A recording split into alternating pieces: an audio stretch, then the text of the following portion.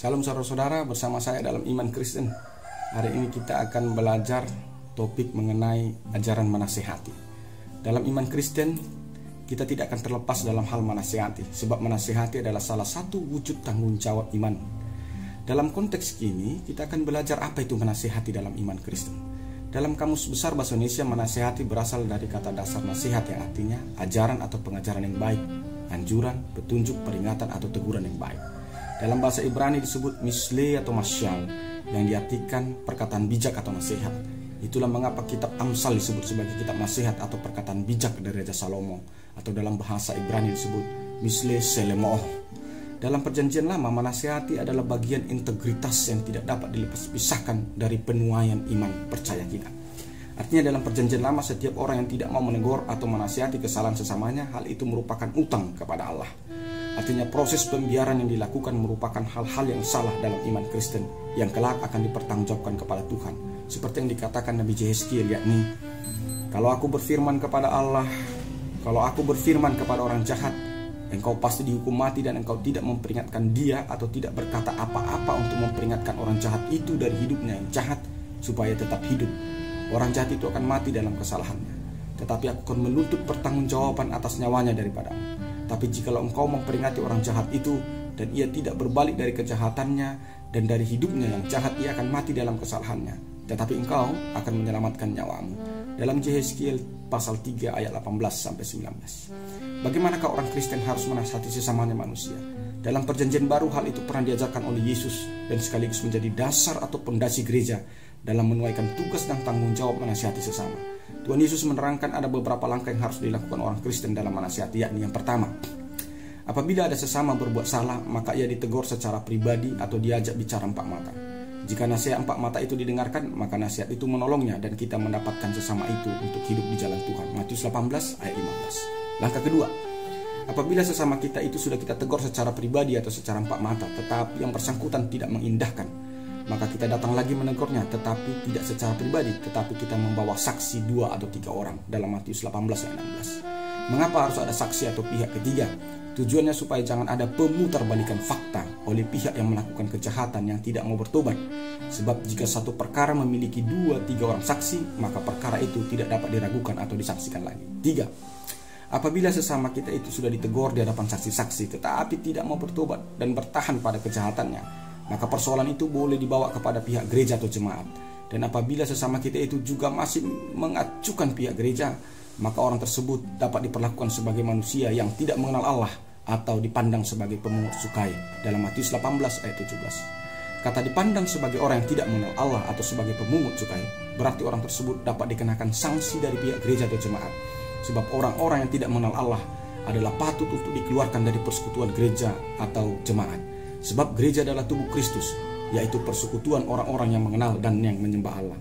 Jadi dalam hal menasihati sesama yang melakukan kesalahan atau dosa harus dilakukan dalam 3 langkah, yakni menasihati secara pribadi atau empat mata, kedua menasihati dengan membawa saksi, dan puncaknya menasihati melalui lembaga gereja. Jadi adalah tidak patut jika menghukum warga gereja jika warga gereja tersebut belum pernah dinasihati secara pribadi, dinasihati bersama saksi-saksi, dan dinasihati oleh lembaga gereja. Dalam konteks ini Tuhan Yesus menerangkan bahwa keterikatan manusia dalam gereja adalah simbol keterikatan manusia itu dalam kehidupan surgawi, dan sebaliknya terlepasnya seseorang dari tubuh Kristus atau gereja sebagai simbol terlepasnya orang itu dari kehidupan surgawinya. Itulah mengapa Tuhan Yesus berkata, aku berkata kepadamu, sesungguhnya apa yang kamu ikat di dunia ini akan terikat di surga, dan apa yang kamu lepaskan di dunia ini akan terlepas di surga, dalam Matius 18 ayat 18. Jadi dalam iman Kristen, puncak tertinggi dalam menasihati adalah gereja, sebab gereja adalah simbolisasi atau presentasi tubuh Kristus yang kelihatan di dunia ini. Melalui tubuh Kristus atau gereja itulah kita mendapatkan akses kehidupan surgawi. Lepas dari tubuh Kristus atau dari gereja, sama saja kita kehilangan akses kehidupan surgawi kita. Mengapa harus gereja? Untuk menjawab pertanyaan itu, haruslah kita melihat bagaimana Tuhan Yesus itu memandang gereja itu sendiri. Pertama, menurut Tuhan Yesus, jemaat atau gereja adalah persentasenya dalam meneruskan karya-karya keselamatan yang sudah dikerjakannya dalam peristiwa salib dan sampai kenaikannya. Sebab hanya di dalam gereja adalah pengakuan bahwa Yesus adalah Mesias, Yesus adalah anak Allah, Yesus adalah Tuhan yang menjadi manusia. Di luar dari gereja tidak akan ada pengakuan iman seperti itu. Dan seperti orang yang telah terlepas dari pengakuan itu, berarti ia sudah terlepas dari gereja atau dari tubuh Kristus. Itulah mengapa Yesus memberikan kunci kerajaan sorga bagi gereja. Artinya Tuhan Yesus memberikan kuasa dan wibawa ilahi kepada gerejanya untuk hal-hal kehidupan sorgawi. Itulah mengapa dikatakan terikat di dalam gereja berarti terikat dalam hal-hal yang sorgawi, dan sebaliknya terlepas dari gereja berarti terlepas dari hal-hal yang sorgawi. Seperti sabda Tuhan Yesus yang berbunyi, "Dan aku berkata kepadamu, engkau adalah Petrus, dan di atas batu karang ini aku akan mendirikan gerejaku atau jemaatku, dan alam maut tidak akan menguasainya. Kepadamu akan kuberikan kunci kerajaan sorga, dan apa yang kau ikat di dunia ini akan terikat di sorga, dan apa yang kau lepas di dunia ini akan terlepas di sorga." Dalam Matius 16 ayat 18-19. Yang kedua, menurut Tuhan Yesus, gerejanya atau jemaatnya adalah persekutuan sebagai presentasi persekutuan kemanusiaannya dan kealahannya. Oleh karena gereja memiliki persekutuan, maka Yesus memberikan kepastian bahwa doa persekutuan orang-orang percaya akan dikabulkan oleh Allah. Kuasa persekutuan orang-orang percaya itu saat menyembah Allah dalam nama Yesus Kristus sebagai simbol dan lambang kehadiran Allah di tempat itu. Dan tentu saja, di mana Allah hadir atau di mana hadirat Allah terjadi, maka di sana doa dan permohonan akan dikabulkan. Seperti yang dikatakan oleh Tuhan Yesus, bunyinya seperti ini. "Dan lagi aku berkata kepadamu, jika 2 orang daripadamu ini sepakat meminta apapun juga, permintaan mereka itu akan dikabulkan oleh Bapa-Ku yang di sorga. Sebab di mana 2-3 orang berkumpul di dalam namaku, di situ aku ada di tengah-tengah mereka." Matius 18 ayat 19-20. Jadi semakin teranglah kepada kita mengenai hakikat gereja menurut kacamata Alkitab, yakni gereja berdiri di atas pengakuan iman Petrus, yaitu pengakuan Yesus adalah Mesias, Yesus adalah anak Allah, Yesus adalah Tuhan yang menjadi manusia. Artinya gereja berdiri dan ada serta berada sampai saat ini di dunia ini karena masih ada pengakuan iman di dunia ini bahwa Yesus adalah Mesias, Yesus adalah anak Allah, Yesus adalah Tuhan yang menjadi manusia.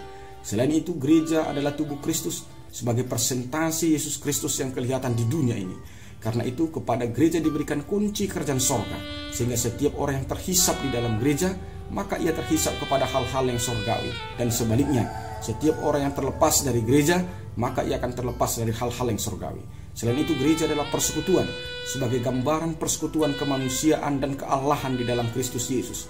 Itulah mengapa ada jaminan kehadiran Allah di dalam persekutuan gereja. Dan di mana ada kehadiran Allah dan di mana ada hadirat Allah, maka di sana doa dan permohonan akan didengarkan dan dikabulkan oleh Allah. Sehingga saudara-saudara, kita sudah mengerti ada 3 langkah yang ditawarkan oleh Tuhan Yesus yang menjadi dasar iman Kristen dalam hal menasihati sesama yang salah. Yang pertama, kita harus menasihati sesama kita yang salah itu secara pribadi atau empat mata. Jika dia tidak mendengarkannya, baru kita akan menasihatinya dengan membawa saksi-saksi 2 atau 3 orang. Jika dia juga tidak mendengarkannya, maka kita akan menasihatinya melalui lembaga gereja. Jika dia juga tidak mendengarkan lembaga gereja, maka dia boleh dipandang sebagai orang yang tidak mengenal Allah atau sebagai pemungut cukai. Artinya dia boleh dikeluarkan dari persekutuan gereja karena dia sudah dipandang orang yang tidak lagi mengaku dan taat kepada Allah. Kiranya ini bisa kita pakai menjadi dasar dalam menasihati saudara-saudara kita yang bersalah, teman-teman kita yang bersalah, sesama kita yang bersalah, sehingga kita tidak jatuh pada dosa penghakiman, tetapi kita menegur dan menasihati orang saudara kita, sesama kita, sesuai dengan ketetapan yang sudah ditentukan oleh Allah. Tuhan Yesus memberkati. Shalom.